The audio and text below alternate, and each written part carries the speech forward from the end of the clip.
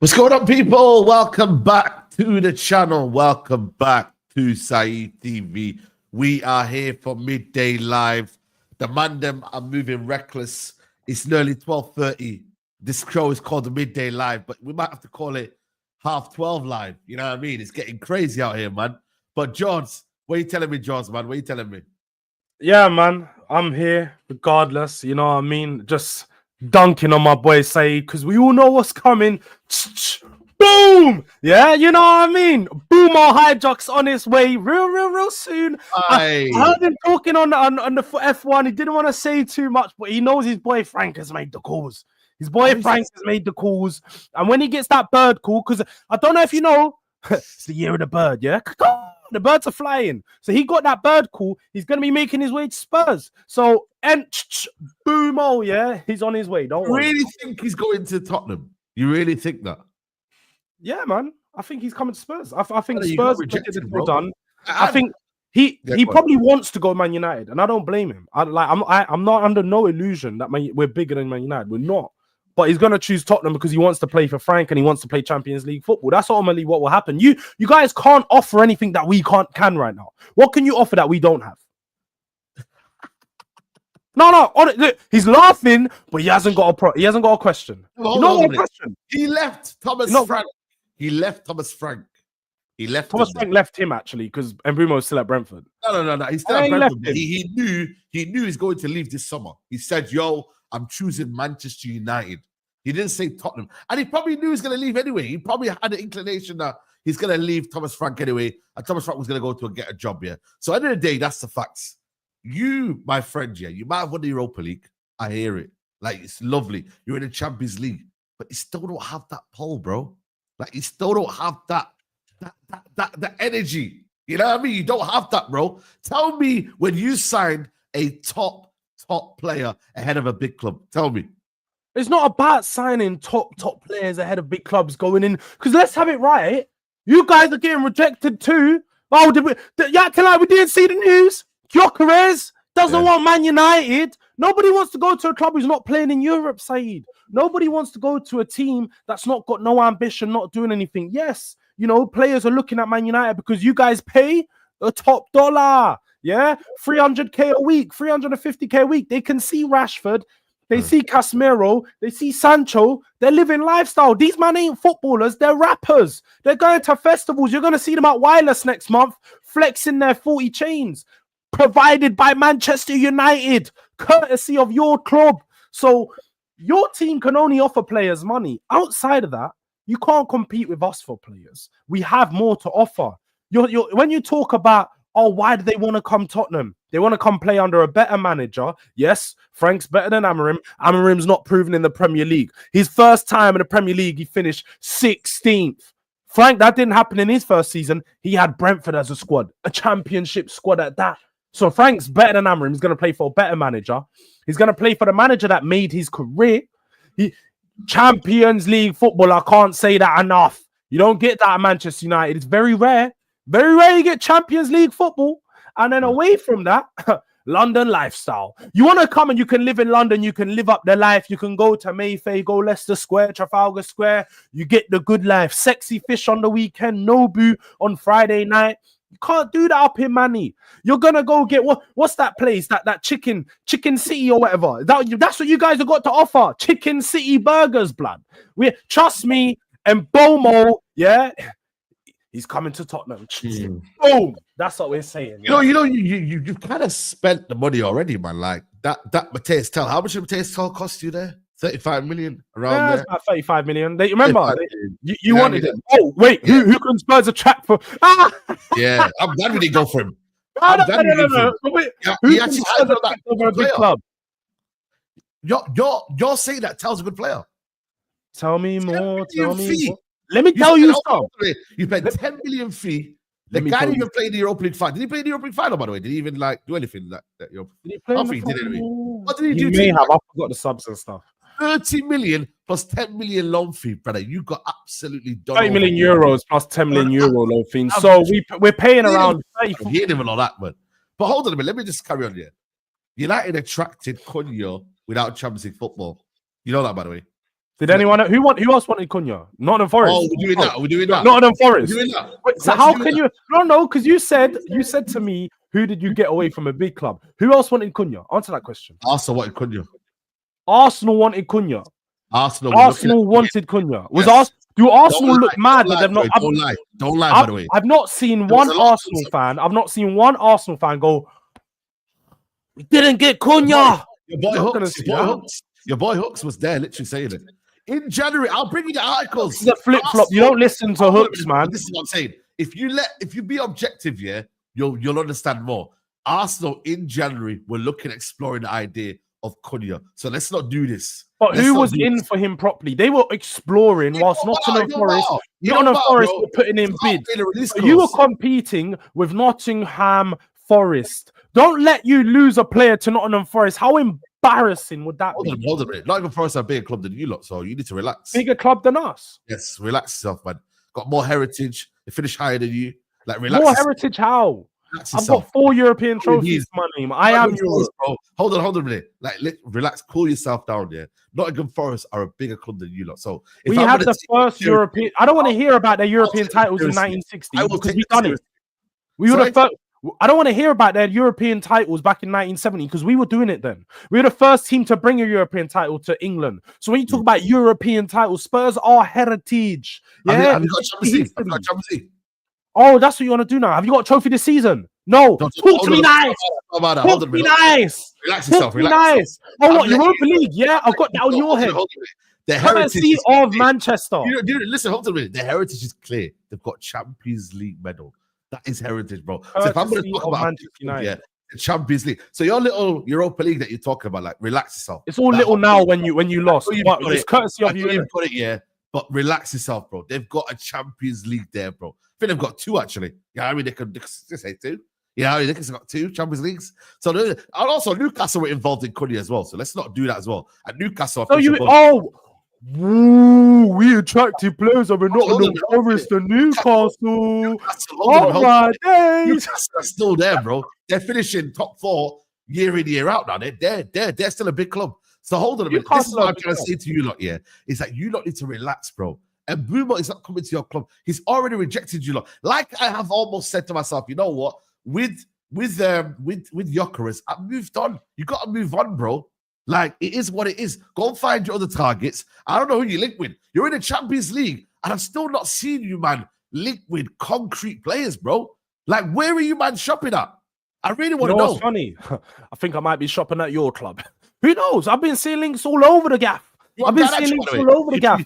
I've seen links to Garnacho. I've also seen links to Rashford. You know what you can get here? You can get Garnacho, you know, and we'll start an open offer of about £50 million if you want. No, I have actually heard links to Garnacho and Rashford. So I know Spurs we are looking at quite a few players. We're looking at wingers. Now, if we don't get if we don't get Embuo, we'll go in for Semenyo. But I have seen links to Garnacho. Now, Garnacho's not a player I want. I know Don's team is still looking at him and he's favourites to go over to Chelsea. But Rashford, I can't even lie. I'd take a punt at Rashford. I think Rashford would work in a Frank system. I'd happily take a punt at him right now. But more than anything, I need to go back to something you said.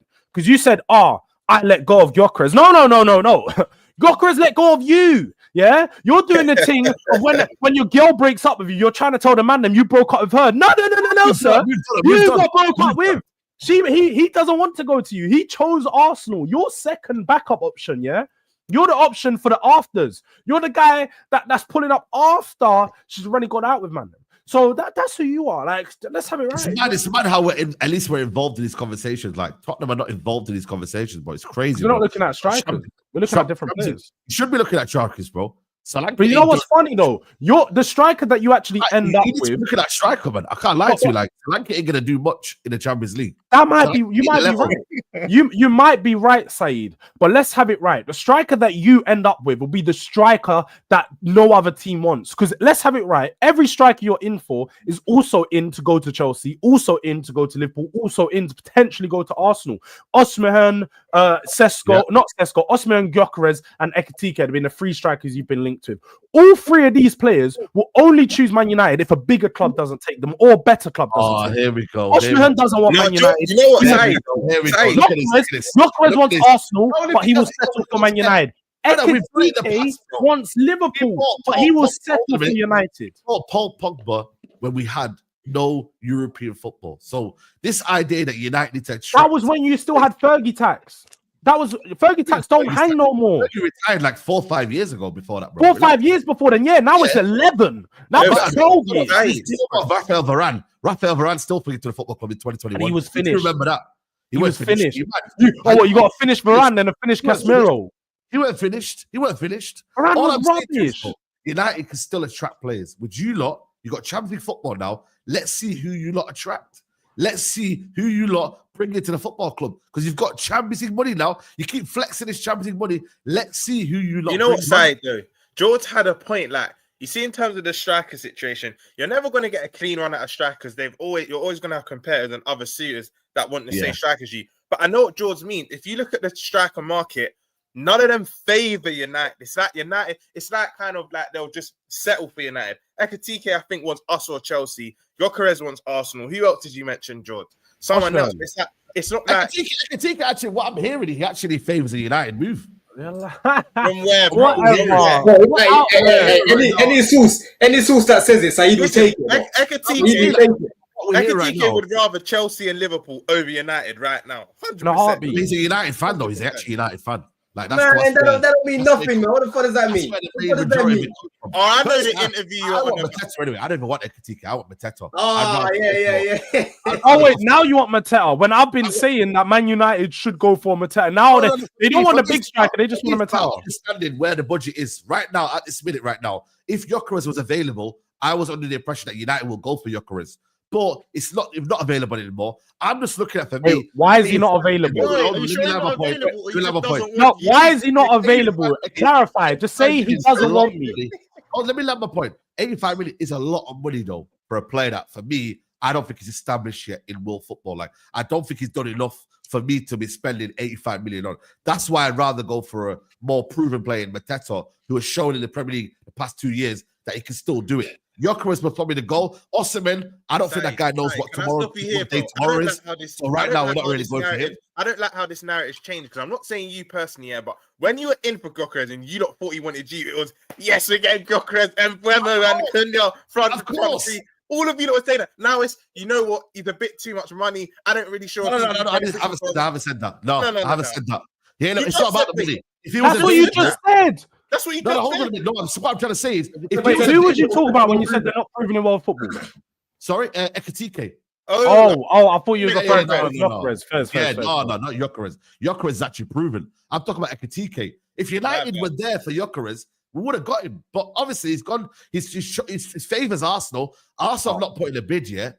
And it is what it is. He's still wait. Arsenal don't even want him like that. But he still don't want to go to you. But they haven't made a bid, though. They haven't made a bid. No one's made a bid yet. You basically turn up at his crib. You said this. You basically said, look, I'm willing to take you to Nobu, Mayfair, what? And he's called Arsenal. And Arsenal said, I don't even know if I'm taking you out tonight. Like, I'm going to see, just wait around. He's waiting around for Arsenal. He doesn't want to go to you that bad. He's willing to wait to see if Arsenal want him. Hold on a minute. First of all, you got to understand here, no one's made a bid in yet. Everyone's still got a free race. As soon as someone released that release clause, then we'll see what happens. But right now, at this stage, they want Sesko or they want Gyokores. They're still deciding who they're going to go get. It is what it is. Right now, at this stage, nobody knows what's going on with Gyokores. It's Side, you're right. Nobody knows. But what me and George are trying to say is, if Arsenal trigger the release code and you trigger the release code, and let's say a Chelsea, of course, you're going to pick the others ahead of United. That's all. That's it. You know what I mean? But for me right now, when I look at football now and I'm looking at the strikers available, it's not the best in the world. But at the same time, it's one of them where it's like, right now at this stage, currently, Osimhen don't know what day it is. He don't know where he wants to go. He's still apparently Al Hilal. I'm coming in for a new bid. I think his lawyer can tell us a bit more about that. Yeah, maybe his lawyer can tell us a bit more. But at this minute right now, I've always maintained that I wanted Mateta from the start. I've said it from here. I said it on every show. I looked at it and I thought, you know what? For 40 million, United should go and get him and Embuo, Cunha. That for me is a good front three right there. And then go and use more of your budget on a midfielder. Because for me, midfield is our biggest concern. People look at the striker issue as a big concern. I think United have struggled in midfield. Let's break down the midfield, though. Let's break down the midfield, because you've got a lot of players there. You still got a lot of players there, Saeed. Yeah, but a lot of players are not good enough. It's not good enough. But let me ask you a question then. Do you think that they're going to get rid of these players, bro? Like players like Mainoo, players like Casemiro? Mainoo don't need to go. Mainoo don't need to go. I don't think Mainoo needs to go. I think Mainoo needs to go. The main one that needed to go was Bruno Fernandes. Bruno Fernandes had to be the sacrifice. But Saeed, that's not happening. That's what you wanted to happen, right? The reality is that your club has chosen to keep my man, and he literally came out. Yeah, big Man United is coming out talking about, the Saudi offer was amazing, but I want to stay in Europe. I want to play. That was mad, by the way, for your club to even release that. Yeah, that whole interview, right? Here's what it is. Bruno's staying. So Bruno's staying. So you've got Ugarte, you've got Casemiro, you've got Mainoo, right? What other midfielders am I missing, people? Ugarte. Mount, you got Mount as well. Yeah, Mount. He's more of a 10. There's 4 other midfielders right now. Bro, someone has to budge. And already, you can already see that Mainoo doesn't suit this system. Yeah, he's not being favoured at all. Yeah. So realistically for him, he has to move on to better his career, bro, because it's a World Cup next year, you know. and as well, Dan, he's only got 2 years left on his contract. So if he doesn't leave this year, then he's got the power next year, isn't it? I think his contract, to be fair, is on until 2027. So I think he's still got know time. what, Don? No, that's what I'm saying. No, 2 years after his contract, Saeed. So Yeah. if you don't sell him this year and he doesn't sign a new deal, then next year he's got 1 year. He's got all the power then. Yeah. Do you think, before you come in, Roms, yeah, LB, what do you think he should do, right? Do you think that he should go on loan and hope Amorim basically gets sacked? Yeah. Or do you think he should just leave? Do you think he should just leave? Yeah, it's funny that, isn't it? Because hope that he gets sacked. I think I don't think you can play your career like that. I think you have to, you have to look at it and go, I need to be playing. Like you say, bro, it's a World Cup year. You know what I'm saying? So for me, if I was Mainoo, I'd be forcing my way out of the club, man. I'd be forcing my way and a permanent deal, man. He needs to go to a club and play. He's a good player. I remember we've got 1 game a week next year, so it's going to be tough to get into that team. I really rate him, mate. I think he's a top baller. Like, I think for a team that plays like a proper 3 in midfield, I think he'd be a really, really good player. But he cannot play in that system, which is what certain people said when he got Amorim. And people was like, yeah, he can. No, he can't. Yeah, certain people know, innit? Who watch football, mate. So if I was him, I'd get out. Yeah, go. So I don't know where he'd go. What's our cheeky little Brighton, bro? Go play next to Belabor, man. You know what I mean? He's better than that. He's better than that. With all due respect, I think the guy needs to be playing in a top 16, man. I rate him highly, mate. Do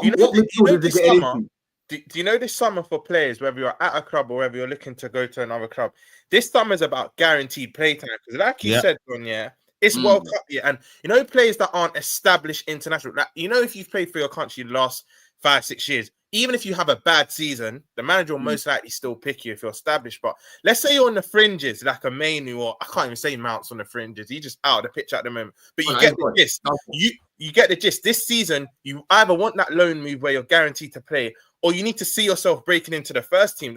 That's a very good point, Don. So players like Mainoo and Mount, if they're not fitting into the system, they should at least be looking at a loan move or even a permanent move. Yeah, 100%. Bro, I want to break that down a little bit more though, Saeed, though, man, because LB just said he should go to a top 16, but bro, he doesn't start for Chelsea, right? Spurs, their midfield, okay, they've got Basuma there, you've got Sarr. Their midfield's dead, man. Let's not do that. In their midfield. He could probably get into Spurs' midfield, to be fair. Who could get into our midfield? What do you reckon?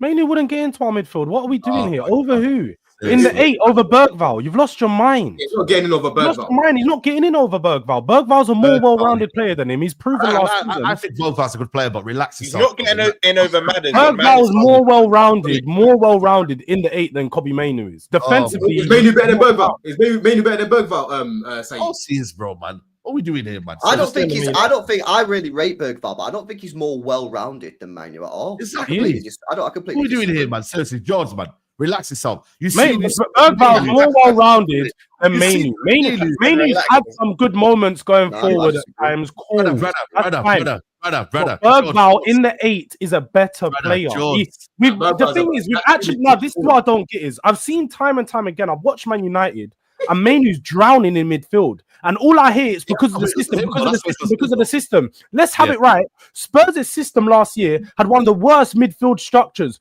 Bergval never drowned. He never drowned. I don't think he's a better, well-rounded player. He's not, but that's what I said. In an 8, who's he starting? He's not starting over Bergval in the 8. He's better than Bergval. He's not putting the 10 over Maddison or Kulisevsky. Even if he moves to the 10, so what are we doing? What is he going to play in the 6? Is he a 6 now? Is what we're doing? Because he's not. Where does Mainoo start? This is all Mainoo hype. Man United fans have hyped up Mainoo to be some type of player that he's not. I think he's a brilliant youngster, but that's it right now. He's unproven. Did you watch him, by the way, in the Euros and what he was doing at that level, the highest level we can say? I don't care about Remind us. What are we doing here? Are you serious? Are you guys all right? All I remember of that guy was half an hour of good play with Foden. Other than that, bro, let's go back to the final. He got absolutely little boy. He had Declan next to him, and Declan wasn't even helping. You're being disingenuous. This is disingenuous. Wait, hold on. You lot. This is the same guy, by the way. Hold on. Esteval, by the way. This guy yesterday. Hold on. Esteval in a little second. But my thing is, he bossed it against Haaland in the semi-final. You lot remember that unbelievable performance. We were actually saying England needed a Mainoo in that midfield because that midfield was so dead. We were talking about it last summer. Well, you know why? You're talking about England's midfield that lacks seasoning. They've got bare players that pass it side to side. Of course. So now I think England are shit. So yeah, I will downplay England. I think they're shit. We see them lose to Senegal last week. Yes, they are shit. But more than anything, Mainoo just is technically better than a lot of the midfielders England have. Bergval's not English. So I don't know what we're doing here. You can compare him to the England midfielders like Declan Rice and them, man, who are good. They're better than him. But when you talk about, you know, their passing ability, probably aren't as they don't make as a variation. They haven't got much variation like Mainoo. But wait, again, compare him to Bergval. What does he do better than Bergval? Maybe going forward in the box, he's got a little better feet, maybe, but that all round. Probably a better box crasher. Then again, I'm not here for the nitty gritty. I just know that Mainoo's better than this player here that you're talking about. You don't know enough about Bergval to say what he's better than him about. It's right. That's what you're basically saying, Don, is he doesn't know enough about Bergval to critique his game and say Mainoo's better than him. I watch Bergval every time he plays, and I think he's a good player. And I don't even want to make it a case of crashing on Bergval. But when you just know, you know. I don't need to do this whole nitty gritty of this player here and that quality. It's a point if you just know, you know. I know certain players are better. Like if I know Lavia is better than that player, I know what Lavia is. No, but if you explain why he's better, you say why he's better, right? You're not. It's clear on the ball. Technically, is better. Like he can maneuver the ball better. I think passing range. I think Mainoo's quality on the ball. Like the way he kind of Mainoo's got better passing range. Hold on a minute. The way he shifts his body and kind of moves it across and the body fakes and getting past people. I think he's better. Like what we're doing here, dribbling better. Like bro, you're lying. He's lying. He's just lying. Bergval's carrying is so class and clean, bro. Bergval's carrying is better than Mainoo's. I still think Bergval's ball carrying is another level to Mainoo. You're here saying this is a player. What are we doing here? Off the ball, I give it you. Bergval off the ball. I think he's probably got a bit more legs about him. He's probably more tenacious in that well. But on the ball, when we talk about footballers, I don't want to hear it off the ball. I'm talking about on the ball. Mainoo is a better player than Bergval. So, like, I just know. Like, it is what it is. Like, Bergval, for me, I think he's a good player. And I think, for me, you know, he'll have a future at Tottenham. But I just know Mainoo's better. Simple as that. That's all it is. But going back to the point, though, of Mainoo where he plays, I ain't gonna lie to you. I don't know where he plays, mainly because of the system. If we play the 4-3-3, I think Mainoo starts week in, week out. You know what I mean? But obviously, right now, the system don't suit him. But we need a midfielder. I think we need two midfielders. I personally want Adam Wharton. I don't think it's gonna be possible. You know what I mean? Maybe Baleba, but I don't think it's gonna be possible. That would only come if the budget was there. If the budget was there, then I would have said, you know what, let's go for it. But the budget ain't really there for a Wharton. Why haven't you got the budget? Because you ain't got the Champions League football. You ain't got the Champions League football, man. You ain't complaining about a budget. You ain't got to complain about a budget. You ain't got the facilities for certain moves. You know what's going to be funny? Yeah? I need to know what these guys are on this summer. They're saying they're in the Champions League. They're saying that they're big dogs now. Let's see what you man do in the Champions League. Because I know this brother here is going to be doing the do-rag diaries, yeah? And he's going to be having emerging streams. I know this brother here, right here, yeah? This brother George, yeah. So let's see what you lot do with the Champions League money. You got Thomas Frank at the helm now. Let's see what you man bring in. Let's see what you lot bring in. George, are you happy about Tell? Are you happy about Tell? Because you know what? You see Bayern, yeah. I thought his little stint at Bayern was good, but I don't think he's done enough to warrant a new deal at Spurs. So I want to know your thoughts on that. Yeah, no, I'm a bit indifferent about it. I'll be honest. Like, I expected the deal to happen. Just knowing the way Tottenham and Levy work, and it's one of those ones. I knew that Spurs were looking to make him permanent. We were willing to pay upwards of 50 million in January, 50 million euros, whatever it is. I knew that we wanted him. Now, I think that he's a good player with a good technical level. Just needs improvement. Again, I think under a coach like Frank, he improves. He manages to get something out of him. Just like I think Frank gets something out of Brennan Johnson. I think he will help the players improve. But I don't think Tell is a top winger. I don't think he has the ceiling to be a top winger. I think he'll just be a sort of a squad player for Tottenham over the next year or two. I think Odegaard is the one that I'm really happy with. And I think on the left-hand side, really, I look at and like, yeah, this one's got he's got something about him. But yeah, I'm a bit indifferent about it. I think if Spurs go and sign a proper right winger, then I won't really care about the Tell signing because he'll just be a squad player. Fair. I think Thomas Frank's a good manager. I really do. Like, I genuinely think for me, there was a lot of Tottenham fans saying that he wasn't the guy, but I genuinely think he's deserved this step up now in football. Like, he's done enough groundwork at Tottenham. At Brentford. He's literally improved half of the players that he's brought in. You look at Embuo, the guy came in 20 years old, I think he was, Same with Wissa, came in unknown. You know what I mean? Look what they are now, like scoring goals for fun. Like I genuinely think for me, he's improved players. Even looking at the Danish player that they brought in a couple of years ago. Look at that now. He's such a good player now for Brentford. No God.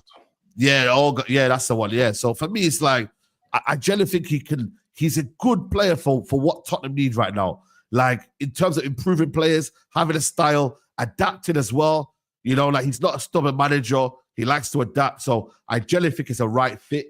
It's just whether Tottenham fans are going to go back into that mode of, oh, we want this, we want that. Nah, you know, Saeed, it's whether the manager gets backed with proper players rather than a bunch of 21-year-olds. You know what I mean? Like they need to sign proper players, that can elevate them up that league quick. Yeah, if they go out and buy more Odderberts and more Bergvalls, 20-year-olds, 21, then you are going to have too many misses. Yeah, and then they need to stop signing players like Solanke and Richarlison, man. They need to go out there and hit the market hard. Yeah, they're in the Champions League. Everyone always says, oh, we get Champions League, you buy the best players. Yeah, this is what we get told all the time. Well, go and prove it then. Go and prove it then. Spurs are literally the trial. They're the rat. Yeah, they're the rat in the lab. Yeah, this summer. Go and buy top tier players. Yeah, because if they don't, then that would just prove that. I don't think that's necessarily the case, though, innit? I think when that's what people say all the time. I would agree. The Champions League opens you up to a bigger market of players and it allows you to attract players. When you're making certain phone calls and you say I got Champions League football, it just sounds a little bit different. It gives you a little bit of happiness. It's not even just that, and I think you would agree as a Spurs fan. I know what you're saying, LB. Once you get Champions League football, better players, but it's the teams that are consistently in the Champions League. Players might be looking at Spurs thinking, "Is this just a flash in the pan? It's just 1 year they're there, and then the next 2-3 years." So that narrative's a lot of BS, which is what I've been saying for time. When people, support clubs who don't always win stuff or not always in Champions League, and then fans say, "Nah, they'd rather get Champions League than win an FA Cup or a Carabao Cup because then we can buy better players." It's complete BS. No, it's a bit of all of it though, but you have to take it all into consideration. Winning trophies does attract players. Ultimately, teams see and players see teams winning trophies, they want to go to that club. Same way, just like playing Champions League football, they want to play at the highest level. So if a team's playing Champions League, they're more inclined to choose a club that's playing Champions League than not. So there's no excuses for Spurs then this summer because you just won a trophy and now you're in the Champions League. Wait a second, LB. You know, you're gonna get some. Wait a second. Yeah, let me get around. Yeah, you can fire your shots off. When it comes to our acquisitions in the transfer market, I don't care about signing big players. Let's have it right. Embuo would be a big signing, but he's not a big player. The world of football doesn't know about Embuo. So when he plays Champions League for his first time, that's when a lot of European fans are going to find out about him.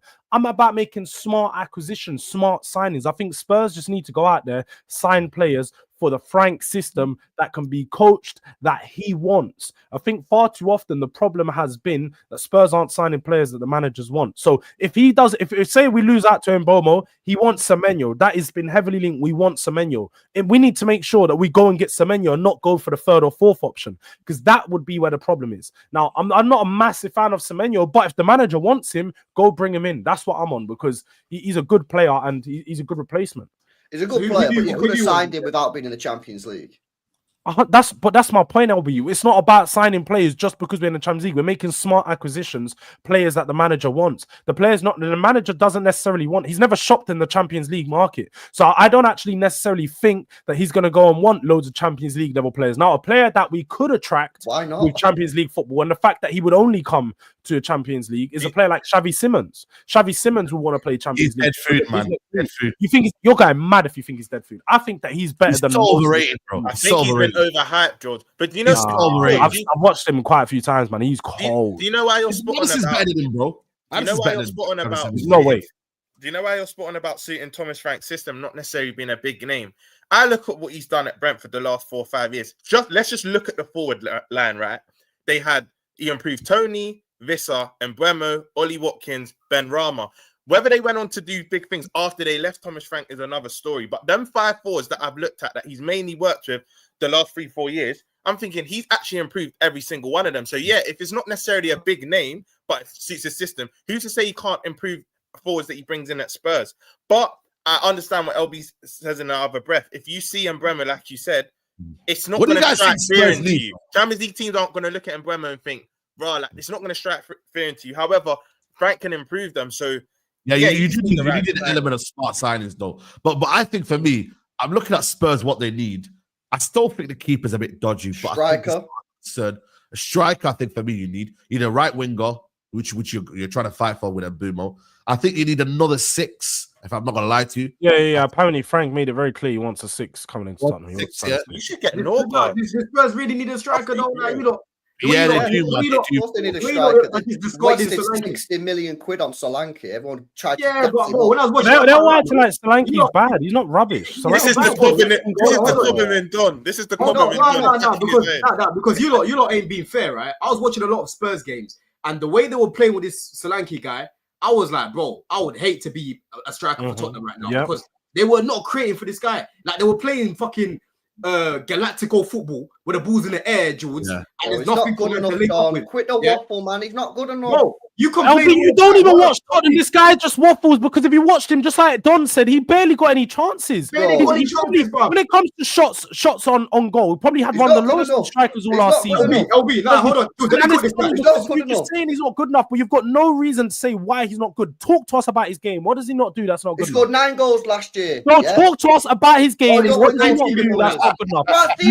You're a stat merchant. You're a stat merchant. This is why you want us to I can't remember the game yet. He had a chance on his right foot. Delay. This guy's 27 years old, yeah? One chance. And this guy's not got any track record of scoring goals in the Premier League. Well, he scored 18 last season. He scored 19 goals this season. One year. It was a freak game. No.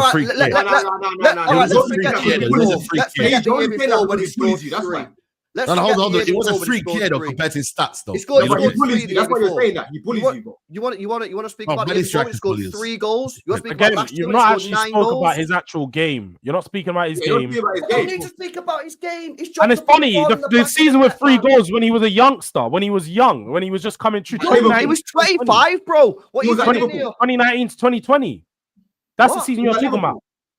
Bro, let's talk about the 22-23 season. Sorry, it was 6. My bad. He scored 6 goals. Oh, sorry, I apologize. No, but I don't get it. Was it? If you look at the stats right now, yeah, he's 27 years old, bro. He's had 1 good season in the Premier League. That's the point. But he hasn't though, because again, with Solanke, you're signing a player where his all-round game is good. He's built up around his link-up play. He had 6 goals and 7 assists that season. Clearly not a bad player.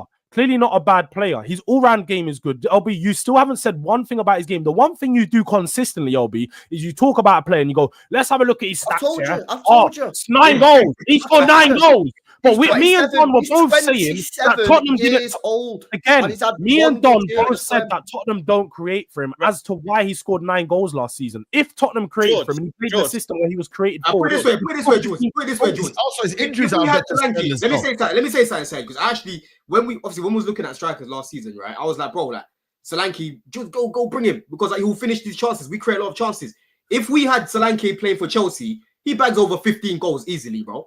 Easily, right? And you, LB, as well. You're a funny guy because you're one of the guys that love to complain about Haaland is not getting no creativity. Doku creates nothing for him. But when it's Solanke, it's just, oh, look at the stats. You know why? Do you know why? Because my guy still scored 30 goals this year, and this guy scored, what, 9? No, he didn't. He didn't score 30 in the league. So why are you doing all comps for your guy and then only Premier League for my guy? Have some shame. Have some shame, LB, man. What are you doing here? He was a top goal scorer and led us to a trophy. How about that? He was top goal scorer. 16 goals, guys. 16 is bad now. One second. Yes, I'm going to ask you a question here. Rums and Don and LB. If Mateta or Solanke, which one would you have right now in your team? Mateta, but I think Mateta's better. I want to speak about Solanke's game. I want to speak about Solanke's game because even when we signed him as a youngster, understudy to Firmino, I like the player. I've always liked the player Solanke. But in terms of bringing to that next level, because I'm actually going to speak about his game now, George, yeah? You see that freak season he had for Bournemouth? It's against teams that weren't really giving Bournemouth respect. Now he's at a team like Spurs, where let's be honest, I know last season doesn't reflect that, but you're predominantly you're supposed to be a top 6 team in the Prem. More teams are going to give you respect. What I saw from Spurs is Solanke, when he's in the box, he's kind of nullified. He needs space to run into. And I'm not even saying he's the quickest, but he's very intelligent in the flanks he goes down. Do you think next season, with Champions League football, whatnot, he can be that level raiser? Because again, I think a lot of teams will show you respect. And I kind of see games passing by. When he's in the box and he can't really run into the channels, I see games passing by. That's what I think you might need. I'm not saying sell Solanke, but maybe he might need to be in a pair or understudy to someone a bit bigger. That's where I think you should sign another No, striker. I've said that Spurs need to sign a striker. I'm under no illusion that Spurs don't need to sign a striker. I just don't think that Solanke is the player that LB is trying to make him out to be. I think he is a goal scorer. I don't think he's a high 20+ goal a season striker, but he gets goals. His link-up play is where he thrives. And Spurs need that. But even if we don't need that, we need players that can contribute on the wings that are giving us more goals. Ultimately, I think the system is going to change, and you're going to see him get more space in behind because Spurs aren't going to be as possessionally dominant. I think that we're going to give up some possession in games. We're going to play a bit more on the counter at times, a bit more in the transition, and embrace that side of the game. But Spurs need someone who can play in the strike and play in off the left or right. So when I think Spurs need to play like João Pedro or something like that. Again, we don't need a 20-goal a season striker. We don't need someone like that. Just need someone that can work within the system. Big chances missed, by the way. Solanke. Now you know what it is, though. Yeah, let me. And how many? Wait. Haaland's got how many? Don't start doing the shameless stats. Read out Haaland's because you love to read out Solanke. Haaland misses chances. Read out Haaland's. How many big chances misses Haaland got? How many? 20. Oh, so he's got nearly double. He's got nearly double. I don't understand the point you make. The reason why I can bring you up is compare him to Haaland in goals, but you don't want to compare him to Haaland. The reason why this is a bit shameless, this is Haaland who's won trebles and I don't understand what you're saying. No. We're not going to do that because Solanke was a top goal scorer in Europa League campaign where he led us to win. You led us to win. And ultimately, and the reason I'm saying Solanke, he's got 12 big chances missed. All right, but the reason I said Haaland is because when you mentioned how many goals Solanke scored, you felt the need to mention Haaland's goals. So now I'm telling you, you mentioned his chances missed. Mention how many. Dom brought that up. How many chances missed has Haaland got? Almost double. So what it shows is that he needs as much chances as Solanke, double the amount to score, double the amount of goals. Chances for Solanke. That's factually incorrect. Well, it is because it's factually correct. He missed 12 big chances across a 38-game season. Right, where are the chances? And you've just said there, Haaland needed double the amount of chances. He needed double the amount of big chances missed to score double the amount of goals. That's mad. That's how averages work. You do know, right? I can't believe you're defending a guy that scored 9 goals for you in the league, bro. And there's actually one good season. Osman's agent is on one. Osman's agent's on 28 years old in September. He had one good season in the Prem, and George is on the front line, man. It's crazy. Yeah. I'm defending. I do believe Tottenham need a striker. I think the main point is Tottenham need a better striker than Solanke that can take them to the next level. I think Solanke's a good player. I don't think he should be slandered in that way. I think he's got good principles in his game.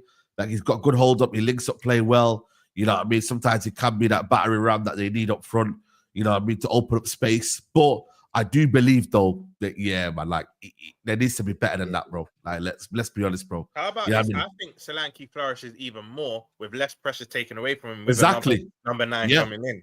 It's probably that. Yeah, I agree. So let's see, man. Let's see what happens in that regards, man. But other than that, I think Tottenham are in good stead, man. You know what I'm saying to you? Let's talk about this Cherki, man. You know what I mean? LB, man, what's your boy saying, bro? Like, he's chatting a lot of rubbish, man. I can't lie to you. That's why he's on the screen right now. You get me? Man, he needs to humble himself, man. He needs to relax, man. You know what I mean? Like, you know that Pep destroys players, man. You get me? So, what's he said? He said a lot, bro. He said this, man. Look I've been out the loop for the last 3-4 days. He said, I don't like it when United won this game against Lyon because I am a Lyonese. Now I'm waiting for the game to kill them. I just want to go to Manchester City. That's not chatting rubbish. That's just him saying he hates your club. Bro, man, listen, you know what? He's chatting rubbish, yeah? He needs to know that, you might not start these games, bro. You know what I mean? Like, you might not even be, you know what I mean, the main man over there, bro. So you need to pipe your whatever you're smoking right now. Saeed, we're not doing this. Saeed, we're not doing this because if this is your United player, if this is your United player with that confidence, you'll be like, yes, that's what I like to see. So come on, Nah, man. He's gonna be in for a rude awakening. I'm telling you right now. You're gutted. I know. What awakening is that gonna be? What awakening is that gonna be? What's that gonna be? Because he's gonna be a bench player, bro, for Man City. That's what he's going to become. Yeah, even though I rate him, Guardiola ain't letting him have this. He ain't been a bench player. Because it's not, hold on a minute. These are like the same thing about Savio, Doku, how many Grealish, all these players. Now Cherki's a bench player. I'm just starting to discount. I'm discounting Saeed's opinion from now, man. This is what I'm hearing. You know this Pep Temp ruins. fate. You know this Pep ruins players myth. Yeah, I used to actually buy into it. Right, I used to think, you know, like you said, Doku, Savio, Grealish, etc. But then I look at the players that have flourished: Mane's, your Sane's, Bernardo Silva's first couple of years. There's players, creative players that have still flourished under him. So I think he's getting missed. Sane was Mahrez. No, but I'm saying people going like he completely changes your game. What do you mean he he was already established? Extent, he was at Schalke doing a bit, but wasn't established. I speak about this all the time, bro. People don't like to. It's become a script now, Roms. Right? It's the manager. It's the manager system. It's the manager system. I hear this about Maresca, right? And I'm like, bro, you know how many times I see Pep, in this system where Doku and these lot get bare time on the wing, and they've got one-on-one. They could just run at their fullback, and they decide to go backwards. That's where I'm looking at it, and I'm like, bro, that's the player more than the manager, bro. The thing is, though, Savio, there's no way. Hold on, LB. There's no way that Pep was telling Grealish to keep going backwards. No, right? No way. Because Doku started to play in the same position, and he started to take man on. Bro. So why can he go there and do something that Grealish wasn't doing? He definitely asked him to retain possession more, though. Yeah, but bro, the manager will be asking him. He'll be asking him to retain the ball, but he'll also be saying, why did he say that and not say it to anybody else? He said it to everyone. Your whole team's about recycling possession. That's why you're so boring to watch. You complain about it. LB, I watched your watch-alongs and you complain you don't attack enough because you're just recycling possession. Now you're trying to act like it doesn't see it. What are you player doing? has ever come out and said, Pep just told me to keep the ball in the final third. So you tell me, why do you recycle the possession so much? Recycle the possession. Who recycles possession? Grealish is the only one that does that. Doku takes his man on pretty much every single time. He tries. Again, Don watches, because Don knows every time Doku gets the ball, pretty much every time he takes his man on. That's why his stats are fucking crazy on the take-ons. The problem with Doku is just his He's that type of player. Yeah, but without Pep. Yeah, but George, let me ask you a question then. Do you think that? Hang on a minute. So he's fucked if he does, fucked if he doesn't. You're telling people are trying to tell me that Pep tells them to recycle possession. I've just told you, and Don's backs it up. That you're just saying one player, though. Again, one player doesn't mean that he's not done it for these other players. Name me all the players. How many players? Okay, Mahrez come out in an interview last week and said, Mahrez said, every time we was in the final third, I was told I had freedom. Yeah, Cherki's now come out and said, I spoke to Pep Guardiola, and Pep said, every time you're in the final third, you'll have freedom. Yeah, not one player has ever come out and said, Pep told me when I got the ball in the final third, I have to pass the ball back. No, of course they're not going to say that. They're not going to come out and say it. They're not going to say that. They're not going to say that. Let me ask this guy a question. Let me ask you a question, Jude. Yeah, the thing I'll say about Grealish before I ask you a question, I blame his time at City more on Pep than him, because like he's not a left winger, right? I would have rather have seen him behind the striker, like playing more in the midfield, like a free role in the middle. Grealish, yeah, bro. Grealish ain't a left winger. Grealish isn't good enough to play in that position. He is a left winger, though. He's not a left winger, man. He's not a left winger. He's not to play in the 10. He played left wing. Yeah, but that's where I prefer him, LB. That's where I've seen him at his best. That's where I've seen him at his best. He's good enough to be a 10. More centrally, right? You know what's crazy? Everyone always loves to make excuses, bro. Like we've had Nunes playing out of position, who's excelled. Yeah, we had Delph playing at left back, who's a midfielder. We've had Zinchenko playing at left back. We had Fernandinho playing at centre back. All these players played in positions that weren't the natural position and all done a job. Yeah. Whereas when it's him, it's like, oh, just make excuses. No, the thing is, it ain't even making excuses, LB. It's just like he's not that good to play left. It's as simple as that. Like we've seen enough of it to know he's not a left winger. And you kept persisting with him there. That's the point that I'm making. Don. And you know the thing is with that, Don, I was told when he came into Man City that he was going to be converted into a left 8 because that's where he was supposed to eventually play, in the middle, because that's where he's good on the ball. But then Pep's been forcing him out on the left-hand side, and all he's been doing is running down the wing, chopping it back, passing it back. Going backwards. And people are telling me that, he's not been told to rotate. Like, this is by design. Players do what they're told, you know. Grealish wasn't told. He used to take on players for Aston Villa all the time. Yeah, but it's different as well. If you look at the clips, if you people put these compilations of Grealish, look at the space this guy's got to run into when he was at Villa, man. Now, you know what? In all honesty, though, I disagree with one thing Don says, though. I agree with you. I think he's better as a 10, but Villa, he predominantly played on the left. I remember when they smoked us 7-2. All of his work was mainly from the left, bro. And even other games where he flourished. If you go check Yeah, but if you go check how he played on the left, Roms, yeah, he used to go centrally, He'd like drift, what Rodri he'd does. drift, He would yeah. drift in more, and then he would basically be From behind. the left, though. You're Yeah. He saying also from had bare yeah, yeah, space, yeah. though. Look at the End up clips, man. with City, Look at the clips, it's a bit man. different. It's a bit different for City, Roms, yeah, because he's more touchline for City. He's not on the inside. Do you get it? And then Haaland's the one that's making those runs near post. But Jude, let me ask you something. Do you think that Pep's gonna stifle Cherki? No, I don't think. Like, I wait. I'm under no illusion that it's all like people are saying in the comments. Oh, what you're saying is all Pep's fault as to why he's shit. No, it's Grealish's fault. He's not taking the game serious enough for the last couple of years. Like, he's been on the injury bench. When he's injured, he's out drinking, having fun. He's not been serious as to why he's not actually been a key player in the system for years. But it is right that Pep has dumbed down his game. With Cherki, I don't think it will happen because, like you've seen with Marmoush, I think that Pep has learnt over the years. Pep's system's changed over many years. So when people are talking about Sane and Mahrez, it was a completely different system, and they still played attacking football, but it was a different style of attacking football. Now they're playing a different style. I think Pep over the last year or two has realised, I can't take the creativity out of these players. Just get to the final third and do what you want. So like we're seeing with Marmoush, he just plays with that creative freedom in that front line. I think Cherki's going to get the same creative freedom, but he's still going to coach him in a way that you're probably going to see Cherki not do the same things he was doing at Lyon, because at times, Cherki's a bit wasteful of the ball. Cherki's doing things that you probably shouldn't do with the ball at times. He's not going to be allowed to do that. But that's what you get with expensive players. They take I know, risks. but Pep won't let him do all of that. He's not going to let him just waste the ball away quite a lot of times. Let's be honest. I think what Pep's gonna say to him is, bro, we just had KDB that used to create for all these chances for us. Now it's your turn to do the same. Your for turn, us. yeah. That's what I think. Bro. Yeah.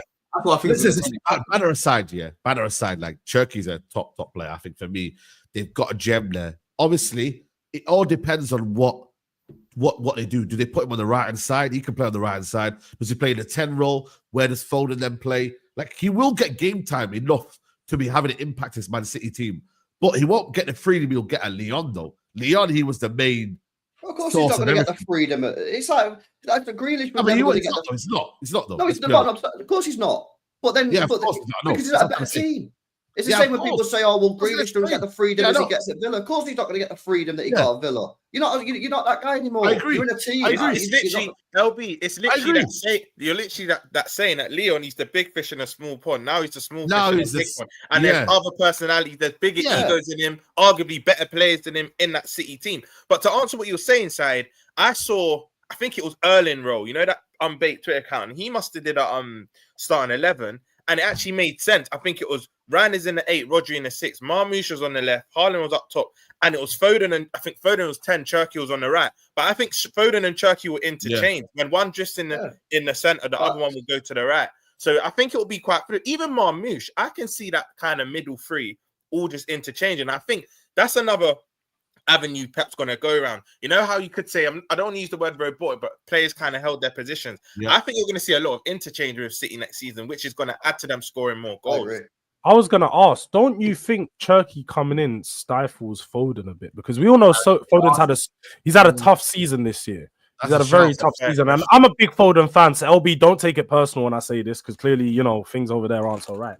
Yeah, but with regards to it, I think Cherki, because he plays similar positions to Foden, and we've seen Foden take that step back. And also, I think Foden's at the point now, whereas if he doesn't step up, I think Pep's willing to just push him to the side.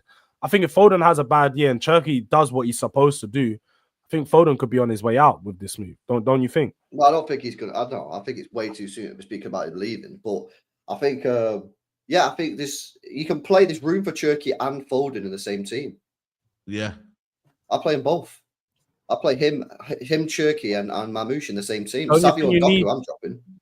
So you don't need but that's the thing. Don't you think those players, Savio and Doku, were brought in because you need some directness in the team? You don't think if you take both of them out, you're missing. Although Marmoush and Cherki and Foden are creative, neither of them are direct down the wing. I think Marmoush, Ait-Nouri, Cherki, Foden are more than good enough, especially when you got Rodri and Reinders behind. Yeah. You know what's mad, yeah? But the thing is, though, that team is serious now, man. When you got Reinders in there, you know, we're hearing that maybe there might be a right back involved as well, maybe a left back as well. You got obviously Ait-Nouri there as well. We got a left back in it. LB, do you think you get Livramento? I know that's a lot of the talk. I know he's with the under-21s right now, but do you think that happens? I don't know, man. Everything on the Newcastle side saying nah. But it's not money. I reckon City might go in with one City apparently, right? So Piff, who own Newcastle, is saying we're not selling anyone. House don't want to sell him, and apparently, like, he's made no expression to leave. Yeah, City is saying they don't want a long saga. So what does that tell me? That tells me that City are probably going to go in after the Club World Cup and put one bid in. It's probably going to be like 70 plus, and if it gets rejected, it's go to your next target. Yeah, then the City are not going to sit there trying to negotiate with you. It'll be right. We're going to come in with a silly fee, probably 70, 80 million, and if you don't accept it, no problem, we'll walk away. City are not going to start negotiating like on that, and obviously it depends if they accept it or not. It's a lot of money, but he's probably going to be could he be England's next right back for the next 10 years potentially? Yeah, potentially. Yeah, I reckon he. You know what? I reckon he could be. I think he's a good right back. You know, he's underrated. You know that Livramento. I'll be real. Left back and right back as well. Left back and right back. So you're laughing there, bro. Like, is anything else done? You think that City need kind of like for you like to be like like there? Because I'm not gonna lie to you, I've got them maybe slightly title favourites next year because I just feel like they plugged a lot of holes that they need to do. No shade on there on runs, but I'm not gonna lie to you. I just think for me, Reinders coming in, man, has changed a lot. Rodri coming in. What's happening with? No, 100%. I think their midfield sorted now. Like they've definitely sorted that bit out. Yeah. I'm looking at their centre backs right now. Like John Stones. Just about to say that. Stones will go. He's barely fit. He's got Akanji. Nathan Ake is injury prone as well. Akanji, he kind of didn't have a great season, did he, LB? Right? Nah, so I think Stones will definitely go. Wouldn't surprise me if he went Everton. And then you've got Gavardio first choice left centre back, Ake second choice left centre back, Diaz first choice right side centre back, Kuzanov second choice right side, and then Akanji. Akanji's mad versatile, so he can play left back, centre back, right back. So you just keep him as a sort of guy just floating about. You know what I'm saying? So you don't want any more centre backs. You're done. No, I don't need any. I sort that out next year. We got the Vita Hayes. I think he'll get loan. We got Juma Bai. He'll be on loan. See what they're saying. Yeah.